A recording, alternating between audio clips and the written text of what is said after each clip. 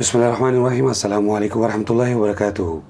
हज़रत अबू क़तादा रज़ियल्लाहु अन्हु से रवायत है कि नबी करीम सल्लल्लाहु अलैहि वसल्लम से यौम अरफा यानी 9 ज़ुल्हिज्जा के रोज़े के बारे में पूछा गया तो आपने फरमाया कि गुज़श्ता और आइंदा आने वाले साल के गुनाह माफ़ कर दिए जाते हैं, यानी कि 2 साल के गुनाह माफ़ कर दिए जाते हैं इस रोज़े की बदौलत।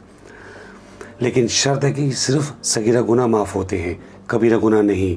कबीरा गुनाह सिर्फ़ आपकी तौबा से ही माफ़ होंगे। और दूसरा मसला ये था कि हमारा जो मुल्क है पाकिस्तान, इंडिया, बांग्लादेश और श्रीलंका और दूसरे ममालिक, इनमें रोज़ा कब रखा जाए। इन ममालिक में उनकी 9 ज़ुल्हिज्जा के तारीख़ के हिसाब से ही रोज़ा रखा जाएगा, उनके ही हिसाब से। तो उम्मीद करता हूँ कि आप इस मसले को समझ गए होंगे और ईद अगर एक दिन के बाद उन मुल्कों में होती तो वो ज़िम्मेदार हैं, लेकिन 9 ज़ुल्हिज्जा के हिसाब से ही आप रोज़ा रखेंगे अपने मुल्कों में। Thank you very much. अस्सलाम वालेकुम वरहमतुल्लाहि वबरकातुहू।